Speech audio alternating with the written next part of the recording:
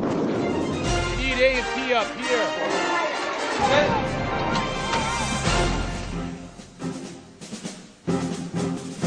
Welcome to Freedom Watch Afghanistan. I'm Staff Sergeant Trevor Pedro. Coalition and Afghan soldiers killed more than 15 militants in Afghanistan's southern Kandahar province this weekend during a search for escaped prisoners. According to the Combined Joint Task Force spokesman, 5 suspects were taken into custody by Afghan National Army after a firefight near Kandahar. The joint force searched a farming compound and attacked with small arms fire. Taliban militants attacked the Sarposa prison in Kandahar on June 13th with suicide bombs and rockets, freeing more than 400 suspected Taliban insurgents. A total of 1,000 prisoners escaped in the action. Military commanders vowed to keep up the search for the escaped Taliban prisoners, and according to the Associated Press, Afghan President Hamid Karzai said Sunday that the jailbreaks showed the challenges his country still faces, and that coalition and Afghan forces must work harder and continue to build Afghan institutions and Afghan intelligence in order to confront terrorism. Bagram's Provincial Reconstruction Team, or PRT, ensures local governments are fully involved in every project taking place within the country. Staff Sergeant Jason Armstrong gives us this inside look at the meetings that lead towards rebuilding Afghanistan. If the saying "the pen is mightier than the sword" is true, then this meeting between Bagram's PRT and the Kapisa Provincial Council is going well.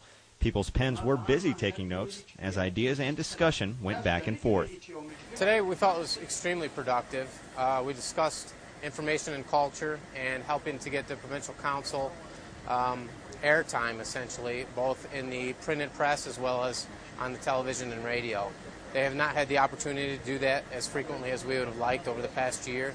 And so by bringing in various line directors to meet with the Provincial Council, it kind of helps to open up that dialogue.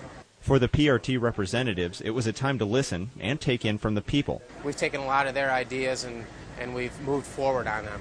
And I think that has helped also to add to their credibility and has helped to develop that working relationship that we have with them. Meetings like these bring the two parties together and allow planning to take place and bring hope to the villages. This kind of meeting is positive for the people, and if PRT keeps having these meetings in the future, it will solve a lot of problems in the local area.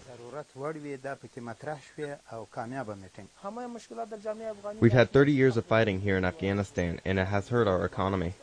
And we are working with the coalition forces to help our people.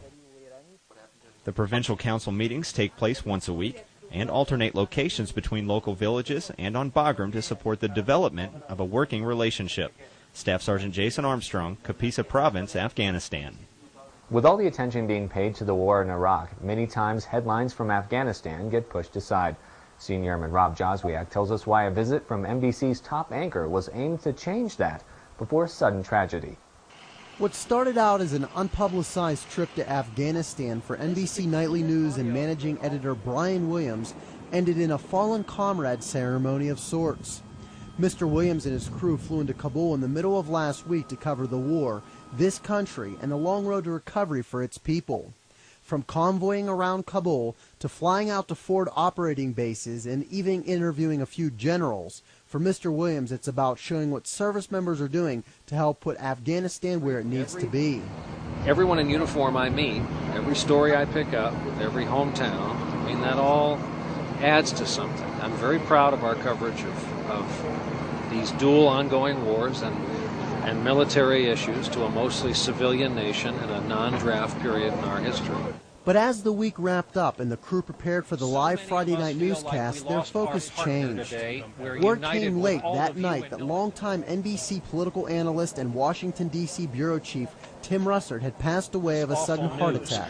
Our friend Timothy J. Russert was just 58 years old. We'll remember him. For the crew that had slept little and worked so hard to cover the war in Afghanistan, it was a tough way to end the trip. While service members continued to battle for freedom throughout Afghanistan, the world was remembering a man who did it on television over the past 25 years. Senior Airman Rob Joswiak, Bagram Airfield, Afghanistan. That's all for this edition of Freedom Watch Afghanistan. You can watch our program anytime online. Just go to PentagonChannel.mil and click on Freedom Watch Afghanistan. From all of us here at AFN Afghanistan, stationed out of Bagram Airfield, I'm Staff Sergeant Trevor Pedro. Have a great day.